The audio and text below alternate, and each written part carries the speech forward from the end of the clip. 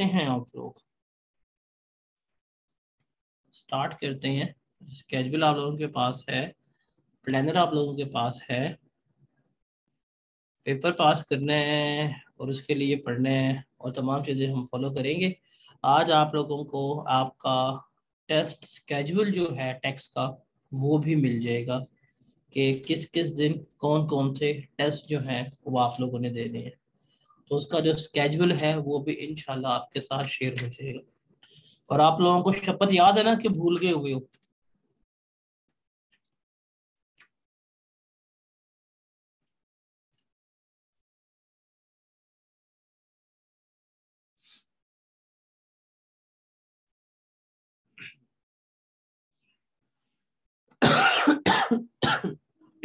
यार आप लोगों को आज ना मेरी खांसी के साथ थोड़ा सा कॉम्प्रोमाइज करना पड़ेगा, ठीक है?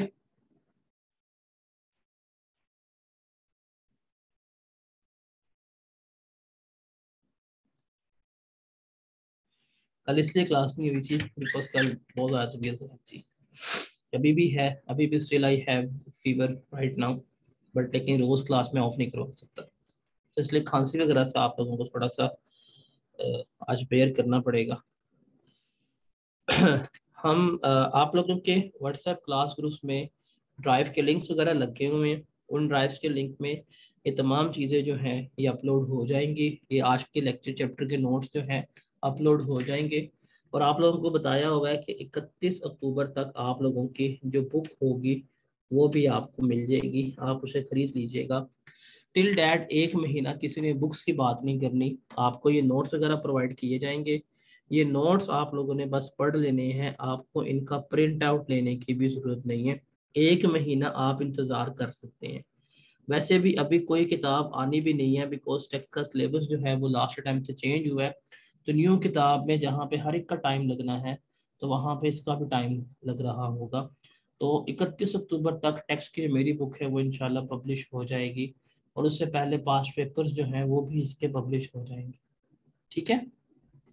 तो इसलिए आपको एक महीना थोड़ा सा इंतज़ार करना पड़ेगा। बाकी उसके अलावा तो मैंने ओरिएंटेशन में सब कुछ बता दिया हुआ था और किताब और नोट्स से मुतालिक मेरे ख्याल से आपको कोई सवाल नहीं होना चाहिए। अगर आपको याद हो जब हमने ओरिएंटेशन में डिस्कस किया था, जो हमारा सिलेबस था उस सिलेबस का ग्रेड ए था और ग्रेड ए में जो वेटेज है थी वो 5 से 10 नंबर की थी। उस वेटेज के हिसाब से हमारा ग्रेड ए में 3 चैप्टर्स आते हैं, चैप्टर नंबर 1, चैप्टर नंबर 2 और चैप्टर नंबर 3। इसमें से हम डिस्कस करेंगे और इसमें से जो फर्स्ट चैप्टर है हमारा चैप्टर नंबर 1 उसके बारे में हम लेके चल रहे होंगे, उसके बारे में हम बात कर रहे होंगे। अगर मैं आपको दिखाऊं लास्ट टाइम जो हमारा प्लानर था उसमें ये टेक्स्ट का स्केड्यूल था।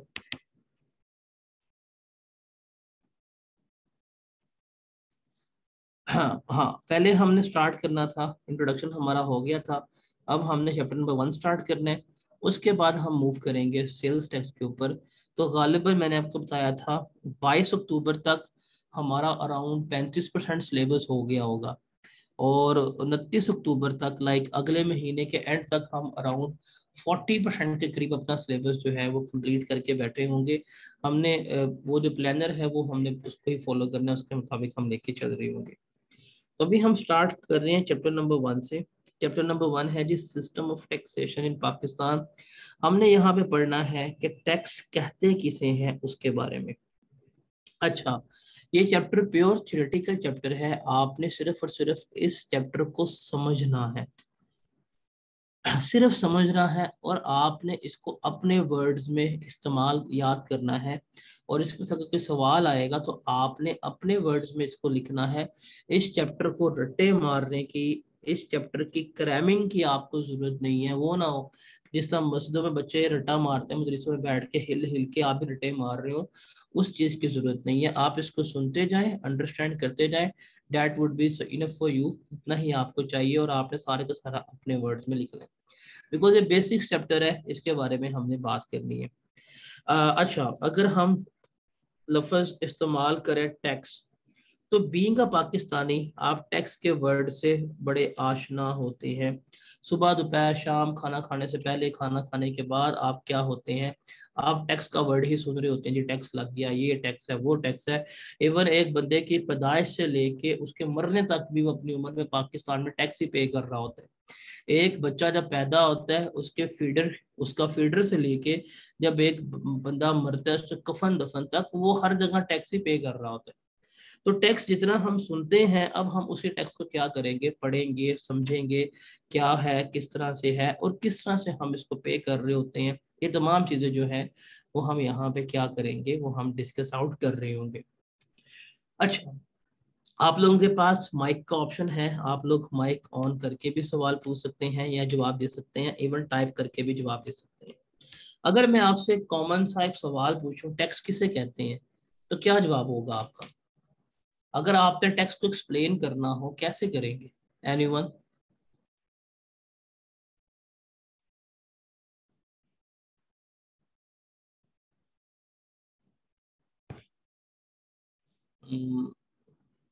collect money from public, revenue of government, by the government, from the public, और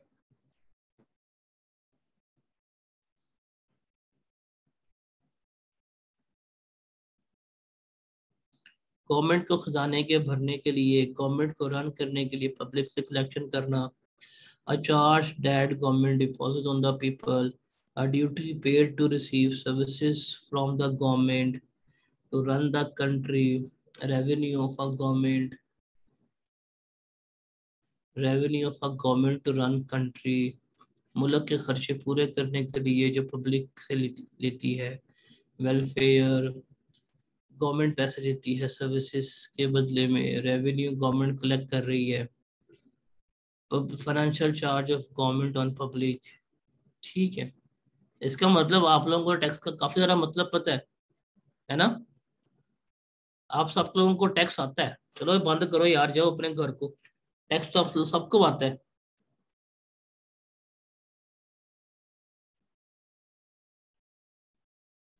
अब जितनी आपने बातें की है ना, जितनी आपने सारा मुझे बताया है, यही है टैक्स की जनरल डेफिनेशन। ये जो आपने सबने बताया है, सबने ठीक बताया है, किसी ने भी गलत चीज नहीं बताई। अब टैक्स को एक्सप्लेन किया गया है, कॉमन डेफिनेशन है। पहले कहता है कि ये टैक्सेशन है, जिसके बारे में हम पढ़ रहे हैं कि टैक्सेशन क्या होती है। वो कहते हैं कि टैक्सेशन ये एक ऐसा प्रोसेस है जिसके जरिए सोवरन, सोवरन आप कह सकते हैं स्टेट, रियासत, through it's law making body, अपनी मुकन्ना से, लॉ मेकिंग बॉडी मुकन्ना होती है, आप इसको पार्लियामेंट कह सकते हैं, रेजेस रेवेन्यू, पैसा इकट्ठा कर रही है, in order to use it for expenses of government.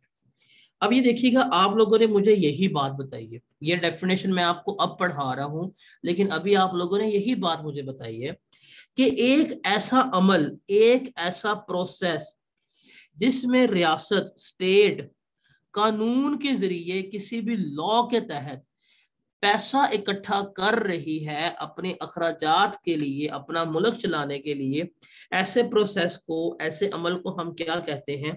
ऐसे अमल को हम टैक्स कहते हैं। ये आपने भी बताई डेफिनेशन, यही आई कैप, ये भी किताब में लिखी हुई है। इसका मतलब ठीक है, मतलब हुकूमत किसी कानून के तहत हमसे पैसा इकट्ठा कर रही है अपनी हुकूमत चलाने के लिए, अपना मुल्क चलाने के लिए, इसे हम टैक्स कहेंगे। ठीक है, ये एक डेफिनेशन हो गई। और भी एक्सप्लेन किया गया है, वो भी देख लेते हैं। कहते हैं जी, it is a mean for government, ये गवर्नमेंट के जराए हैं, इन इंक्रीजिंग इट्स रेवेन्यू, जिससे अपना वो रेवेन्यू, अपने पैसे जो है वो इंक्रीज कर रहे हैं, अपने पैसे वो बढ़ा रहे हैं, under the authority of law, कि कानून के तहत गवर्नमेंट अपना रेवेन्यू इंक्रीज कर रही है, purposely use to promote welfare, और ये पैसे का इस्तेमाल कहाँ करेगी? वेलफेयर के ऊपर, and protection of its citizenry, अपने शहरियों की हिफाजत के लिए। आप में से एक बच्चे ने यही डेफिनेशन बताई थी मुझे, इससे मिलती जुलती, कि गवर्नमेंट जो है वो क्या कर रही है, गवर्नमेंट हुकूमत पैसे इकट्ठे कर रही है किसी भी कानून के तहत। और पैसे क्यों इकट्ठे कर रही है, ताकि वो अपनी आवाम की वेलफेयर के लिए काम कर सके और अपने शहरियों की हिफाजत के लिए काम कर सके। ये अमल जिससे गवर्नमेंट अपने पैसे इकट्ठे कर रही है, इसे भी हम क्या कहते हैं, इसे हम टैक्सेशन कहते हैं। वही डेफिनेशन है। और तीसरी है जी, इट इज कलेक्शन, ये कलेक्शन है of the share of individual and organisational income, कि किसी भी इंडिविजुअल की इनकम से, किसी भी ऑर्गेनाइजेशन की इनकम से हुकूमत क्या कर रही है, अपना शेयर इकट्ठा कर रही है अंडर अथॉरिटी ऑफ लॉ, कानून के तहत। तो इसमें भी बात तो वही है कि किसी भी कानून के तहत, किसी भी कानून के तहत जो गवर्नमेंट है, हुकूमत है, अगर वो कलेक्ट कर रही है अपना शेयर, जो उसके पैसे वगैरह बनते थे किसी भी बंदे की इनकम से या किसी भी ऑर्गेनाइजेशन की इनकम से, हुकूमत ने अगर अपना शेयर ले लिया, तो इसे हम क्या कहेंगे, इसे हम टैक्सेशन कह रहे होंगे। अब ये बड़ा इंपॉर्टेंट है। एक चीज बताएं, हमारे मुल्क में अगर मैंने कोई बिजनेस करना है, रिसोर्सेज क्या मुझे गवर्नमेंट प्रोवाइड करती है? क्या गवर्नमेंट बिजली दे रही है? क्या गवर्नमेंट गैस दे रही है? क्या गवर्नमेंट इंफ्रास्ट्रक्चर दे रही है? क्या गवर्नमेंट ने रोड बना के दिए हुए हैं? इसका मतलब, इसका मतलब गवर्नमेंट तो मुझे रिसोर्सेज दे रही है।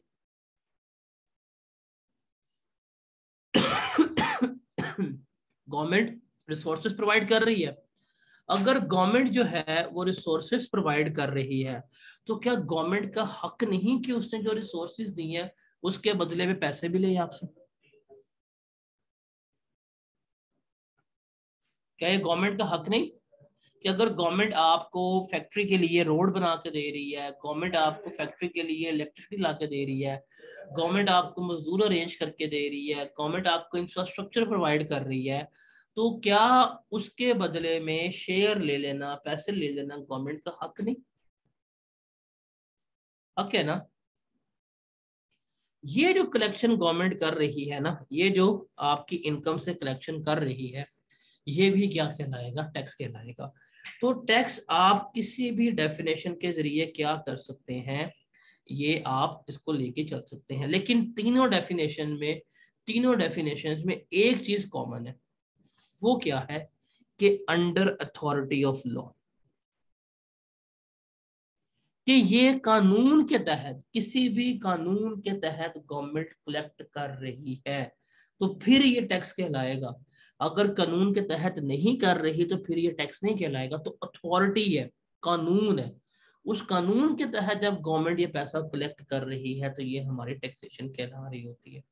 तो आपने इसको रटे मार के याद कोई नहीं करना, जैसे आप लोगों ने मुझे पहले बताई थी, इसको अपनी वर्डिंग में समझ के लिखना है, that would be sufficient for you. इससे आगे जाने की, इससे जरा डिटेल्स में आपने जाने की जरूरत है। तो ये ना हो कि कल मुझे आप में से कोई मैसेज कर रहा हो कि डेफिनेशन कैसे याद करनी है, बड़ी मुश्किल है, रट्टा नहीं लग रहा भाई, इसके रट्टे नहीं मारने। इसको सिंपल समझ लिया है, अंडरस्टैंड कर लिया है, मतलब समझ आ गया, that is sufficient for you, यही आपको चाहिए था। Got it?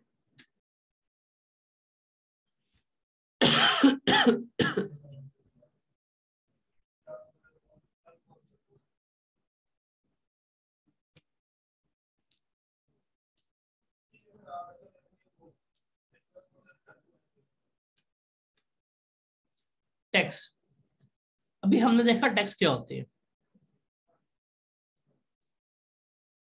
इस टैक्स के ऑब्जेक्टिव क्या है, मकसद क्या है? एनीवन? गवर्नमेंट जो हमसे टैक्स ले रही है, इसके मकसद क्या है?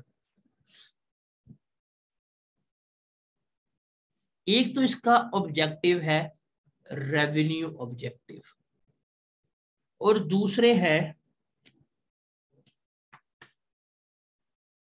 Non revenue objective. Revenue objective क्या होते हैं कि हुकूमत टैक्स लेती है ताकि हुकूमत के पास पैसा आए,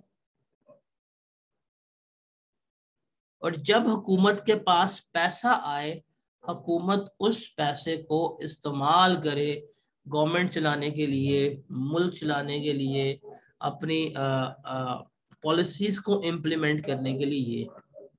और नॉन रेवेन्यू ऑब्जेक्टिव्स क्या होते हैं कि पैसे की कलेक्शन के अलावा भी हुकूमत क्या करती है, हुकूमत कुछ और चीजें वगैरह अचीव करना चाहती है।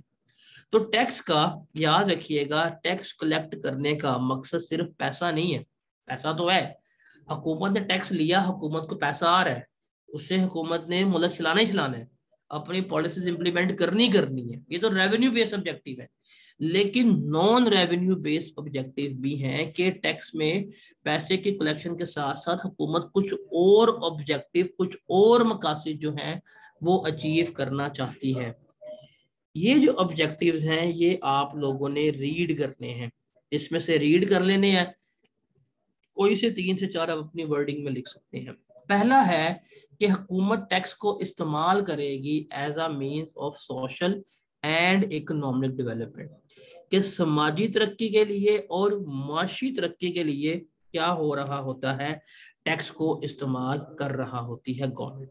जैसे जो एनेमिक इंटरप्राइजेज होती हैं, जो वीक इंडस्ट्रीज होती हैं, जो नहीं परफॉर्म कर पा रही, जो स्ट्रगल कर रही हैं, गवर्नमेंट उनका टैक्स माफ कर देती है, गवर्नमेंट उनको टैक्स एग्जेम्प्ट कर देती है, गवर्नमेंट उनको टैक्स क्रेडिट दे देती है।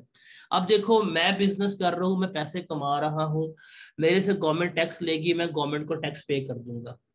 आप भी बिजनेस कर रहे हैं बट आपकी इंडस्ट्री सफर कर रही है, आपकी फैक्ट्री कमा नहीं पा रही, और अगर क्या गवर्नमेंट आपको टैक्स माफ कर दे तो क्या आपके लिए कारोबार करना आसान नहीं होगा? बताएं जरा।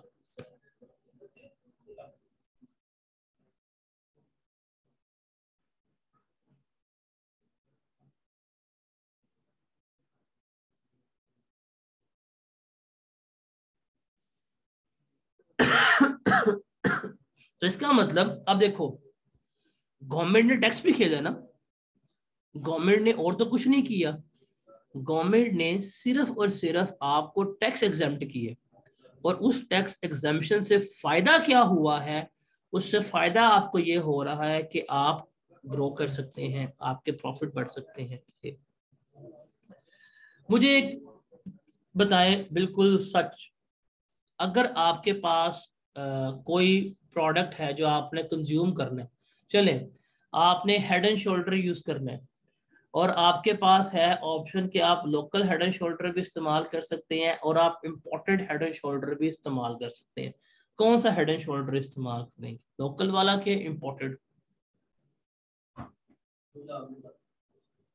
इंपोर्टेड मतलब आप लोगों को खुला छोड़ दिया, कोई गवर्नमेंट ने इस वक्त वो कुछ नहीं है, कोई बैन शैन नहीं लगाया हुआ, कुछ भी नहीं किया हुआ,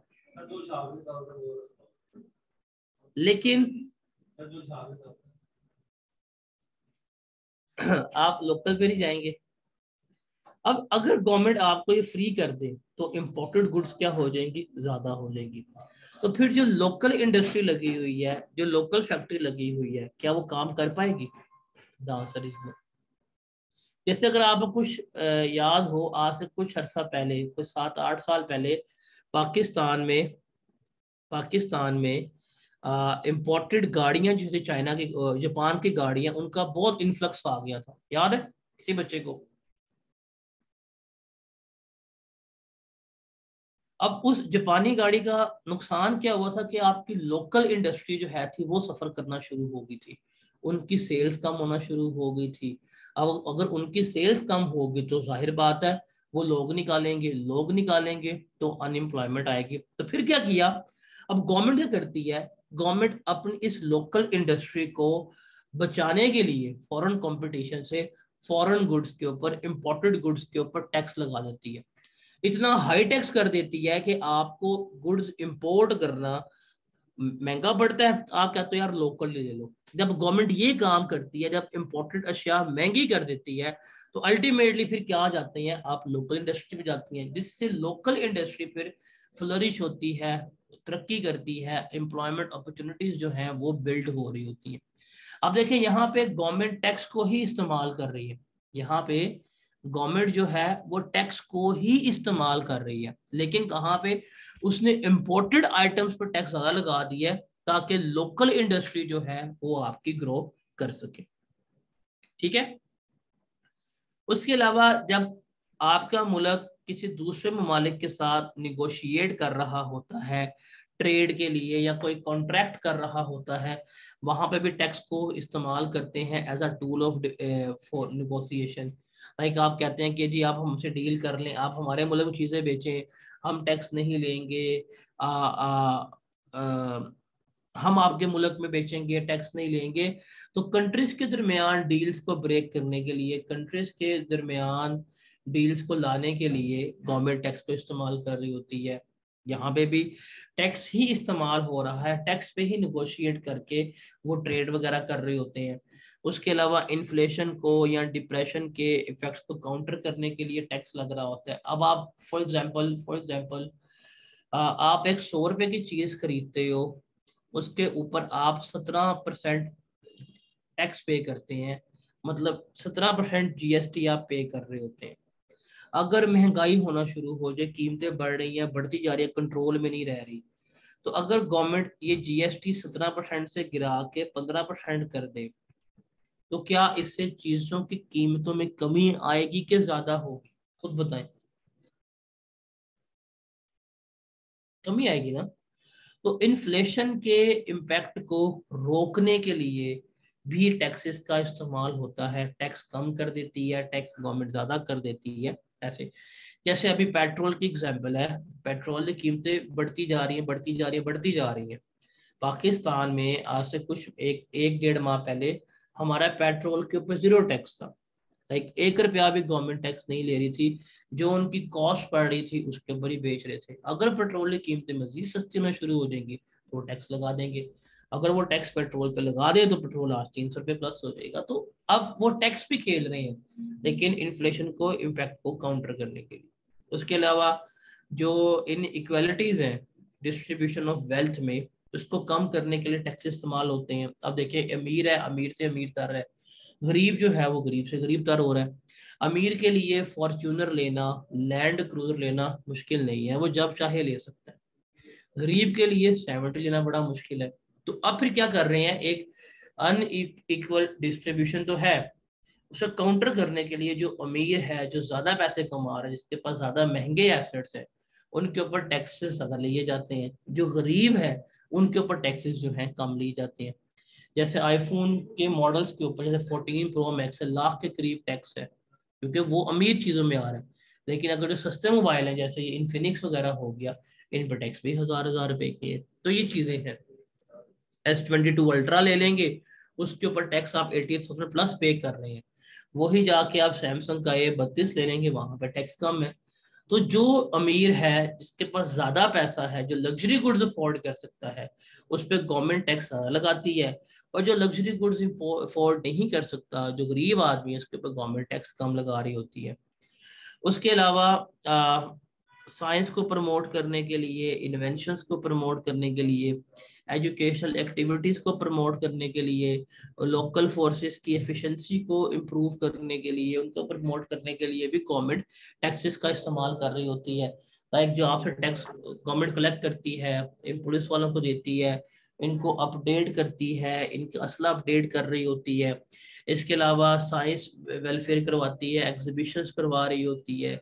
इस तरह के गवर्नमेंट काम कर रही होती है। R&D में इन्वेस्टमेंट आपसे करवाती है, आपको टैक्स वगैरह माफ करवा रही होती है, तो काम गवर्नमेंट कर रही होती है। उसके अलावा जो नेगेटिव एलिमेंट्स होते हैं मार्केट में, उनको डिसक्रेडिट करने के लिए गवर्नमेंट ऐसे लॉज लेके आती है कि जो नॉन जो चीज़ें होती हैं, जो बैड चीज़ें होती हैं, उनको मार्केट में कम किया जा सके। उसके अलावा जो अनडिजायरेबल सेक्टर्स होते हैं या जो अनडिजायरेबल एक्टिविटीज होती हैं, इन्हें कम करने के लिए, उन्हें कंट्रोल करने के लिए भी गवर्नमेंट क्या करती है, टैक्सेस वगैरह लगा रही होती है। जैसे सिगरेट्स हैं, पान है, ये छालियाँ वगैरह, इस तरह की चीज़ें जो हैं ये इसमें आ रही होती हैं। अब गवर्नमेंट चाहती है कि अगर सिगरेट नोशी बंद हो, तो उस पर इतना टैक्स गवर्नमेंट कर दे कि गरीब को सिगरेट लेते हुए एक दफा सोचना पड़े। वैसे भी डब्बी कितनी की आती है गोल्ड लीफ की आजकल, किसी को आइडिया है?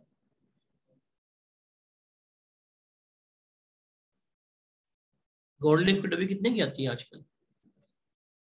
हाँ, गवर्नमेंट को चाहिए ये 250 रुपए की डब्बी जो है ना, ये 2500 की होनी चाहिए। अब ये 2500 की डब्बी होगी तो गरीब सिगरेट कम फूकेगा। तो अब यहाँ पे देखें, अब यहाँ पे देखा जाए, गवर्नमेंट ने सिर्फ और सिर्फ किसके ऊपर काम किया है?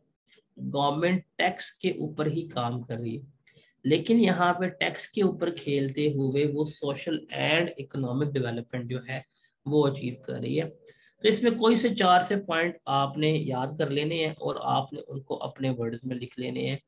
अगर आपको पेपर में सवाल आता है कि टैक्स एज अ सोशल या इकोनॉमिक डेवलपमेंट किस तरह से यूज होगा, तो उसका जवाब आपने इस तरह से लिखना है। कोई से 4 से 5 पॉइंट अपनी अपनी वर्डिंग में आपने लिख लेने। ठीक है जनाब। अनियमित इंटरप्राइज कहते हैं वो इदारे जो परफॉर्म नहीं कर रहे, जो स्ट्रगल कर रहे हैं, उन्हें कहते हैं।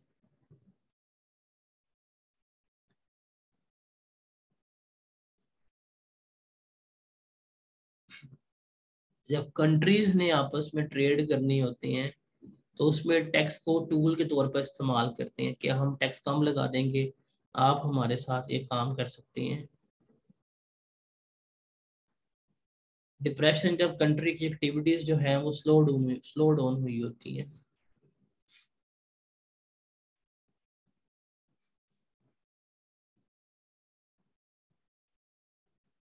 मार्केट में अनडिजायरेबल सेक्टर्स को खत्म करने के लिए, मोनोपोली खत्म करने के लिए गवर्नमेंट क्या करती है? गवर्नमेंट ये टैक्स लॉस वगैरह इम्प्लीमेंट कर रही होती है।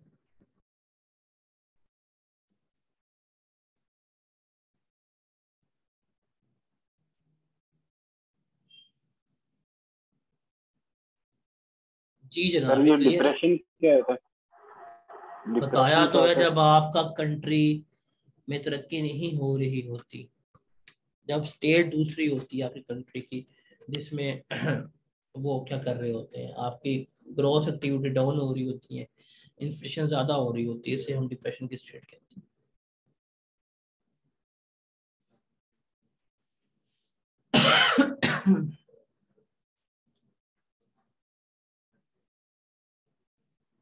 आगे चले।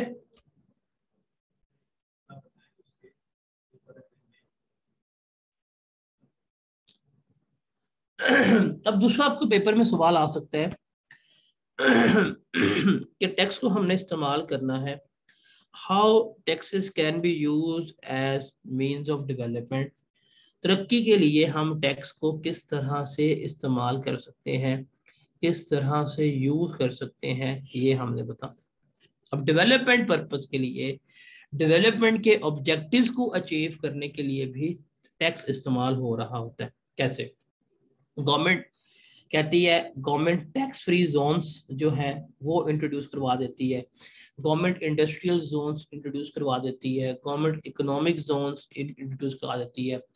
अब आपको पता है कि हमारे मुल्क में बड़े शहर हैं, जैसे लाहौर है, कराची है, उसके अलावा ये गुजरांवाला आ जाता है, सियालकोट आ जाता है, ये ज़रा कंसंट्रेटेड सिटीज़ हैं, यहाँ पे फैक्ट्रीज हैं, यहाँ पे इंडस्ट्रीज हैं। फिर दूर दराज के इलाके भी हैं, जैसे साउथ पंजाब के हो गए हैं, सिंध हो गया, बलूचिस्तान हो गया, केपीके के ये कुछ इलाके हैं। गवर्नमेंट चाहती है कि ये इलाके जो हैं ये भी डेवलप हों। वहां से जो माइग्रेशन होती है, लोग उठते हैं, आते हैं, कराची में आके बस गए हैं, लाहौर में आके बस गए हैं काम करने के लिए, गवर्नमेंट इसको रोकना चाहती है। तो फिर वो क्या करती है, ये दूर दराज के इलाके से विहाड़ी हो गया, जैसे ये रहीम यार खान हो गया, राजनपुर हो गया, फिर यहाँ पे सखर चले जाए, इस तरह के जो अंडर डेवलप एरियाज होती हैं, गवर्नमेंट यहाँ पे टैक्स फ्री जोन्स बना देती है, गवर्नमेंट इकोनॉमिक जोन्स बना देती है, गवर्नमेंट इंडस्ट्रियल जोन्स बना देती है। ये जोन्स बनाने का मतलब क्या होता है कि तुम लोग आओ, तुम लोग यहाँ पे अपनी फैक्ट्री लगाओ, यहाँ पे बिजनेस करो, अगर तुम यहाँ पे फैक्ट्री लगाओगे हम तुम्हें इंसेंटिव्स देंगे, हम तुम्हें फायदे देंगे। तो फायदे क्या हो सकते हैं? गवर्नमेंट कहती है कि जी पूरे मुल्क में फैक्ट्री लगी होगी कहीं पे भी, वो टैक्स पे करेंगे फॉर एग्जांपल 20% रेट के ऊपर। लेकिन अगर आपने इन इंडस्ट्रियल जोन्स के अंदर अपनी फैक्ट्री लगा दी है तो आप टैक्स पे करेंगे 10% के ऊपर। तो गवर्नमेंट आपको टैक्स छोड़ रही होती है, गवर्नमेंट आपको टैक्स माफ कर रही होती है, गवर्नमेंट आपको लोन्स दे रही होती है इंटरेस्ट फ्री। तो इंडस्ट्रियल्स को अट्रैक्ट करने के लिए, बिजनेसमैन को अट्रैक्ट करने के लिए कि वो इन अंडर डेवलप एरियाज में आए, वहां पे फैक्ट्री लगाएं, गवर्नमेंट ये टैक्स इंसेंटिव्स दे रही होती है। जब वो यहाँ पे आते हैं, फैक्ट्री लगाते हैं, तो फिर जो लोकल लोग होते हैं वहां पे एम्प्लॉयमेंट अपॉर्चुनिटीज जो है वो क्रिएट हो रही होती है। तो उस इलाके को तरक्की देने के लिए गवर्नमेंट क्या कर रही है, ये टैक्स के ऊपर खेल। ग्वादर है, अब ग्वादर को तरक्की करने के लिए गवर्नमेंट क्या करती है, वहां पे जोन्स बनाए हुए, वहां फैक्ट्री लगा लो, आप वहां से एक्सपोर्ट करो एग्जाम्प्ट है, इंपोर्ट करो एग्जाम्प्ट है। तो गवर्नमेंट चाहती है वहां पे मजीद इंडस्ट्री लगे, मजीद इंपोर्ट एक्सपोर्ट वहां पे हो। गवर्नमेंट ने वहां पे टैक्स माफ किया हुआ है, गवर्नमेंट टैक्स नहीं ले रही होती। अब खुद सोचें, एक फैक्ट्री लाहौर में लगी हो ना, तो मुल्क से सारे लोग उठ के लाहौर में काम करने के लिए आ जाए। लेकिन अगर एक फैक्ट्री विहाड़ी में लगी हो तो कभी भी यहाँ से उठ के विहाड़ी में काम करने नहीं जाएंगे, जो लोकल होंगे सिर्फ वही होंगे। तो उन इलाकों को डेवलप करने के लिए गवर्नमेंट यहाँ पे ये काम कर रही होती है। इसके अलावा जो हाई इनकम ग्रुप्स होते हैं, जो रिच होते हैं, उनसे टैक्स गवर्नमेंट ज्यादा लेती है, ज्यादा रेट के ऊपर लेती है। जो लो इनकम ग्रुप होते हैं, जो कम पैसे कमा रहे होते हैं, उनसे गवर्नमेंट टैक्स कम लेती है। इवन एक लिमिट है, जैसे सैलरीड केस में 6 लाख तक है। अगर आप 6 लाख से कम पैसे कमाते हैं सालाना, गवर्नमेंट आपसे टैक्स लेती ही नहीं है। तो जो अमीर है उससे उतना टैक्स ज्यादा लेना है, जो गरीब है उससे उतना उसकी इनकम के ऊपर टैक्स कम लेना है। तो डेवलपमेंट इस्तेमाल में हो रहा है। उसके अलावा जो लग्जरी आइटम्स हैं, जो मतलब जैसे ये महंगी महंगी आइटम्स होती है, प्ले स्टेशन वगैरह हो गए हैं, महंगी घड़ियां हो गई हैं, ड्रोन्स हो गई हैं, कैमरास वगैरह हो गए हैं, लग्जरी आइटम्स हैं। इनके इंपोर्ट के ऊपर या जो इनकी लोकल मैन्युफैक्चरिंग है उसके ऊपर गवर्नमेंट ने टैक्सेस हाई किए हुए हैं कि यार नहीं। क्यों? बिकॉज जो लग्जरी आइटम्स हैं ये सिर्फ हमारे मुल्क का एक मखसूस तबका, जो हार्डली 1% है, सिर्फ वही अफोर्ड कर रहा होता है, तो उनसे गवर्नमेंट टैक्स लगाती है। जो लोकल उससे कंपैरिजन में है, जो नॉन लग्जरी आइटम्स है, उन पे गवर्नमेंट क्या कर रही होती है, टैक्स कम लगा रही होती है। वैसे भी अगर गवर्नमेंट इंपोर्ट के ऊपर टैक्स ना लगाए तो हर बंदा इंपोर्ट करेगा, हर बंदा इंपोर्ट कर रहा होगा। तो उस इंपोर्ट को रोकने के लिए भी और लोकल इंडस्ट्री को प्रमोट करने के लिए भी गवर्नमेंट क्या कर रही होती है, उनके ऊपर टैक्सेशन हाई कर रही होती है और हमारे यहाँ पे भी लोकल इंडस्ट्री को बचा रही होती है। उसके अलावा वेलफेयर एक्टिविटीज को प्रमोट करने के लिए, वेलफेयर एक्टिविटीज को उसको तरक्की देने के लिए गवर्नमेंट टैक्स क्रेडिट देती है। अब टैक्स क्रेडिट किसे कहते हैं, इसको भी सिर्फ ले मैन अप्रोच में समझिएगा। आगे जाके हम टैक्स क्रेडिट्स के ऊपर प्रॉपर डिटेल में चैप्टर पढ़ेंगे, वहां आपको समझ आ जाएगी। बस एक सादे बंदे को जिसने कभी भी टैक्स नहीं पढ़ा, जिसका कोई बिजनेस ताल्लुक नहीं है, अगर आपने उसको कभी भी टैक्स क्रेडिट समझाना हो तो आप उसको इस तरह समझा सकते हैं कि फॉर एग्जांपल आपने इनकम कमाई, आपकी इनकम थी 1,000 रुपये। इस इनकम के ऊपर आपने 10% के लिहाज से टैक्स निकाला, टैक्स बना 100 रुपया। ये आपका टैक्स है। हुकूमत ने कहा भाई साहब हमें 100 रुपया टैक्स पे करो। आपने कहा ठीक है। अब अगर कोई आप ऐसा काम कर दे, कोई भी ऐसा काम कर दे जिससे आपके इस टैक्स में कमी वाकया हो जाए, आप उसको टैक्स क्रेडिट कह सकते हैं। जैसे फॉर एग्जांपल गवर्नमेंट ने कहा डोनेट करें, आप गए, आपने शौकत खानम में पैसे दे दिए, चंदा दे दिया, आपने चंदा दे दिया, गवर्नमेंट ने कहा ठीक है यार मैं तुम्हारा 10 रुपए का टैक्स माफ कर रही हूँ, अब तुम 90 रुपए पे करना। तो ये जो दस दस रुपए आपको टैक्स माफ किए गए हैं, क्या इससे आपको बेनिफिट हुआ कि नहीं हुआ? खुद बताएं। बेनिफिट हुआ है ना आपको इससे।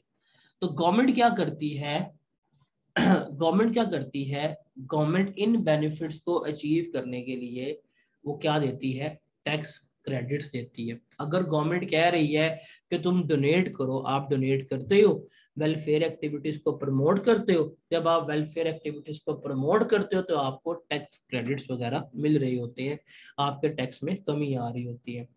इसके अलावा जो आप चैरिटी वगैरह करते हो, ऑर्गेनाइजेशंस या एजुकेशनल इंस्टीट्यूट्स के लिए, या इस एक्टिविटीज़ को प्रमोट करते हो, उसके ऊपर आपको टैक्स एग्जेम्पशन मिलती है, आपको टैक्स माफ़ कर दिया जाता है।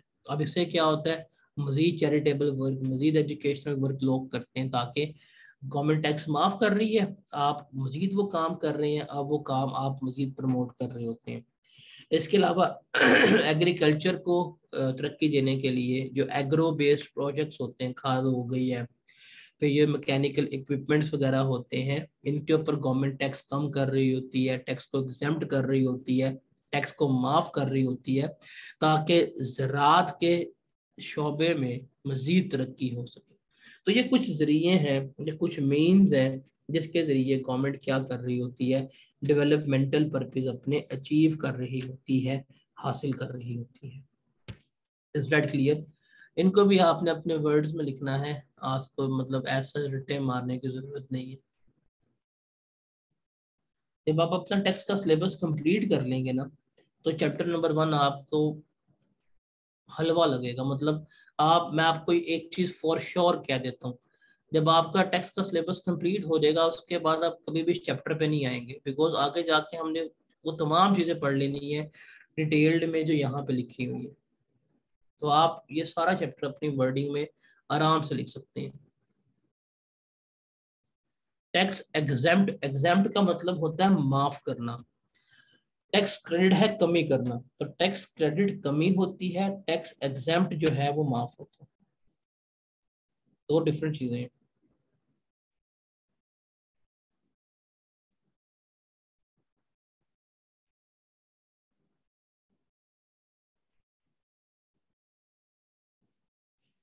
इंसेंटिव्स होते हैं फायदे पहुंचाना, जैसे ग्रांट दे देना, सब्सिडी दे देना, ये इंसेंटिव्स है।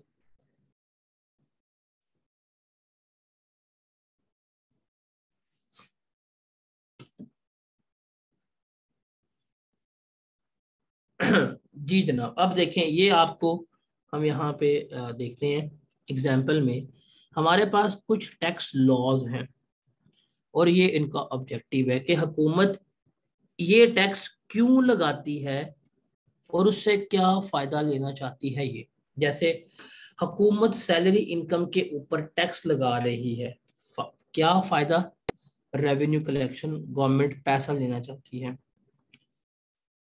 गवर्नमेंट ने कहा है कोई भी अमाउंट जो बैंकिंग चैनल के अलावा आप ट्रांसफर करेंगे वो आपकी इनकम समझी जाएगी। मतलब आपने कोई खर्चा पे किया, अगर आपने कैश में खर्चा पे कर दिया तो गवर्नमेंट उस खर्चे को खर्चा नहीं मानेगी बल्कि आपकी इनकम मान रही हो। क्यों? तो गवर्नमेंट चाहती है कि आप कैश बेस्ड ट्रांजैक्शन कम से कम करें, मैक्सिमम ट्रांजैक्शन आप बैंकिंग चैनल से करें।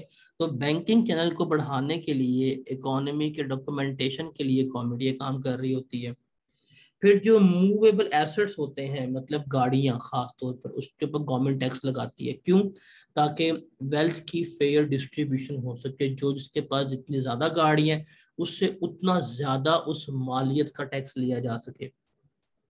अब जब लग्जरी गुड की इंपोर्ट करते हैं तो इंपोर्ट के ऊपर गवर्नमेंट टैक्स ज्यादा लगाती है। क्यों? बिकॉज एक तो गवर्नमेंट चाहती है कि इंपोर्ट्स कम हो, इंपोर्ट्स कम हो तो आपका बैलेंस ऑफ पेमेंट जो है वो बेहतर होगा, और दूसरा लोकल इंडस्ट्री को प्रमोट करने के लिए, उसको सस्टेन करवाने के लिए गवर्नमेंट इंपोर्ट्स के ऊपर टैक्स लगा रही होती है। उसके अलावा अगर आप रिसर्च एंड डेवलपमेंट के ऊपर कोई भी खर्चा करते हैं, गवर्नमेंट आपको वो खर्चा अलाउ कर देती है कि आप इस खर्चे को अपना एक्सपेंस क्लेम कर सकते हैं। अब ये खर्चा अलाउ करवाने का मकसद क्या है? इसका मकसद है कि आप मजीद रिसर्च एंड डेवलपमेंट के ऊपर पैसा लगा रहे हो, आप मजीद रिसर्च एंड डेवलपमेंट की एक्टिविटीज़ में, इस फील्ड में और इन्वेस्टमेंट करें, गवर्नमेंट आपको मजीद ये खर्चा अलाउ करती जाएगी। उसके अलावा है zero rating on exports. Zero rating का मतलब होता है 0% टैक्स। आगे जाके हमने इसकी सेल्स टैक्स में डिटेल पढ़नी है, आपको वहां पे समझ आ जाएगी। अब एक गवर्नमेंट कहती है कि अगर आप एक्सपोर्ट करोगे तो आप 0% टैक्स पे करोगे, 0% टैक्स चार्ज करोगे। अब एक प्रोडक्ट है, प्रोडक्ट ए आप लोकल बेचते हो, आप 17% टैक्स लेते हो। लेकिन यही प्रोडक्ट ए अगर आप एक्सपोर्ट कर दो, आप टैक्स लोगे 0%। तो ये गवर्नमेंट 0% टैक्स क्यों चार्ज कर रही है? ताकि लोग मजीद आए, मजीद लोग एक्सपोर्ट करें, और वो एक्सपोर्ट्स को बढ़ाने के लिए ये जीरो रेटिंग ला के गवर्नमेंट ने दी होती है। उसके अलावा अगर आप डोनेशन देते हैं अप्रूव इंस्टीट्यूशन के ऊपर, तो उस पर क्या मिलता है आपको? Tax credit. इसका मकसद क्या होता है? ताकि डोनेशन का जो कल्चर है वो मजीद प्रमोट हो, उसके लिए कर रही होती है। उसके अलावा जब आप इन्वेस्टमेंट करते हैं, इन्वेस्टमेंट का मतलब है आप स्टॉक एक्सचेंज पे जाते हैं, कंपनी के शेयर्स परचेज करते हैं। जब आप कंपनी के शेयर्स परचेज करते हैं तो उस परचेजिंग के ऊपर भी गवर्नमेंट क्या देती है आपको? टैक्स क्रेडिट देती है, आपकी टैक्स लाइबिलिटी थोड़ी बहुत माफ कर देती है। अब इससे गवर्नमेंट क्या अचीव करना चाहती है? ताकि मजीद लोग आए, मजीद लोग पैसा इन्वेस्ट करें, उसके लिए गवर्नमेंट ये कर रही होती है। इसके लिए अगर कोई, इसके अलावा अगर आप सॉफ्टवेयर हाउस में काम कर रहे हैं और आप अगर सॉफ्टवेयर एक्सपोर्ट कर रहे हैं, यहाँ पे सॉफ्टवेयर बना के पाकिस्तान से बाहर बेच रहे हैं, तो वो एग्जेम्प्ट है। जितना पैसा आएगा उसके ऊपर गवर्नमेंट टैक्स नहीं लेगी। अब इसका मकसद क्या है एग्जेम्प्ट करने का? ताकि मजीद लोग आए, आईटी इंडस्ट्री में आए, सॉफ्टवेयर बना बना के बेचें, और आपकी आईटी इंडस्ट्री है वो मजीद ग्रूम करे, मजीद तरक्की करे। तो हर एक टैक्स का जो हमारे मुल्क में हुकूमत लगा रही होती है उसके कुछ मकासद हैं जो वो अचीव करना चाहती है। अन्यथा आंखें बंद करके गवर्नमेंट टैक्स नहीं लगाती, बल्कि सर्टेन मकासद, सर्टेन ऑब्जेक्टिव्स होते हैं गवर्नमेंट ने वो अचीव करने होते हैं, जब भी गवर्नमेंट क्या कर रही होती है? टैक्स लगा रही होती है। Is that clear? ये तो आपको पास पेपर में ये टेबल जो है ये 2 दफा एज अ क्वेश्चन आया होगा, 5 नंबर का। मतलब ये as it is question paper में आया होगा। इन्वेस्टमेंट से गवर्नमेंट को क्या फायदा होगा? आपकी स्टॉक एक्सचेंज चलेगी, पैसा सर्कुलेट होगा। आप खुद बताएं, आपकी जेब में 1 लाख रुपया है, क्या वो 1 लाख रुपया आपकी जेब में आपको बेनिफिट दे रहा है?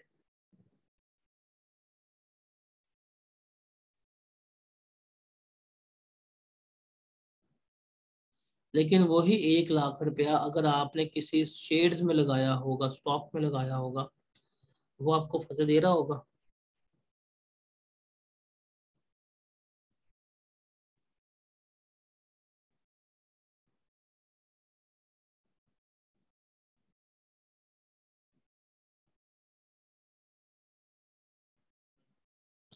तो ये चीज जो है ये हमने यहाँ पे देखनी होती है। ठीक है। और भाई कस्टम ड्यूटी भी टैक्स ही होता है, आपको इंपोर्ट के टाइम के ऊपर ये पे करना पड़ता है,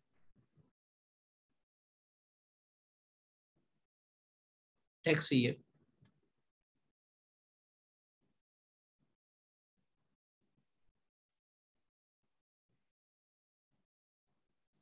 जी जनाब।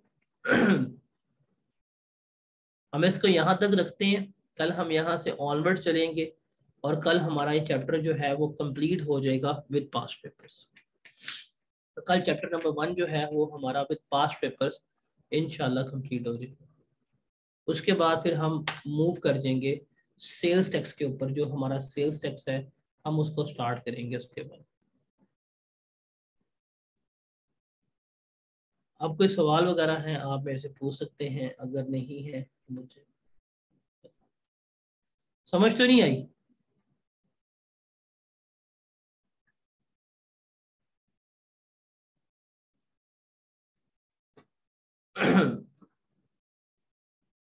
टैक्स का पेपर बड़ा आसान है अगर आप तरीके से करें, और तरीका यही है कि बस आप सिंपल रेगुलर देखें। जितना आज आपने पढ़ा है ना, ये भी आपके कुछ टाइम के बाद स्लाइड्स ड्राइव में अपलोड हो जाएंगी।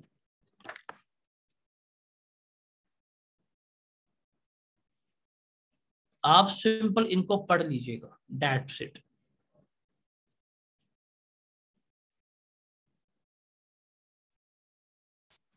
जितना आज पढ़ा है इसको सिंपल रीड आउट कर लीजिएगा, चाहे वो 10 मिनट में होता है, चाहे वो 15 मिनट में होता है, चाहे वो 20 मिनट में होता है, ये आप लोगों के लिए सफिशिएंट है। रादर देन कि आप आखिरी महीने का वेट करें और अपनी जिंदगी को तबाह कर दें, डेली का काम डेली बेस पे करते जाए, ये आप लोगों के लिए मोर देन इनफ होगा पेपर पास करने के लिए।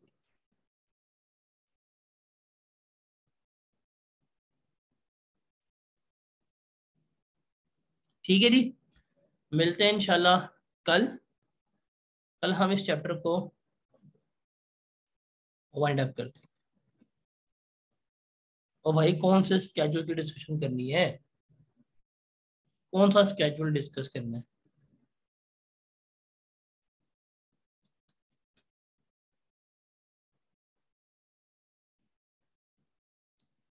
तो टेस्ट स्केड्यूल मैंने कहा था आपको आज मिल जाएगा, उसकी डिस्कशन मैंने कब कहा है?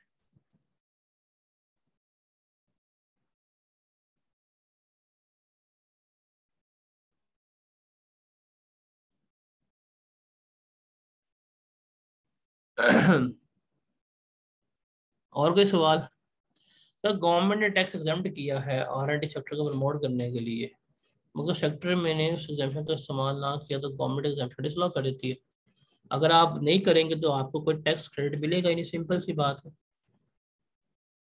आप आर&डी में इन्वेस्टमेंट करेंगे बेनिफिट मिलेगा, आप नहीं इन्वेस्टमेंट करेंगे कोई बेनिफिट नहीं मिलेगा आपको।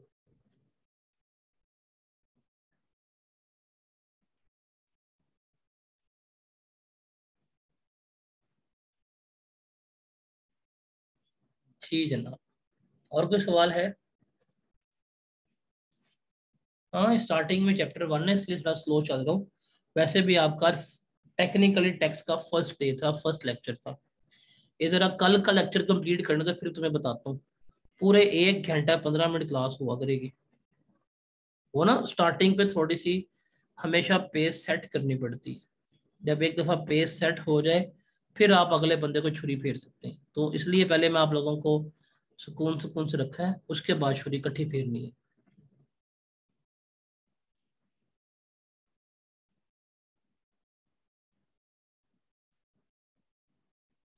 ठीक है जी, कल मिलते हैं, कल चैप्टर हमारा वाइंड अप हो जाएगा इंशाल्लाह, और कल इसका क्विज भी आपके साथ शेयर हो जाएगा आफ्टर क्लास। तब तक के लिए अल्लाह हाफिज,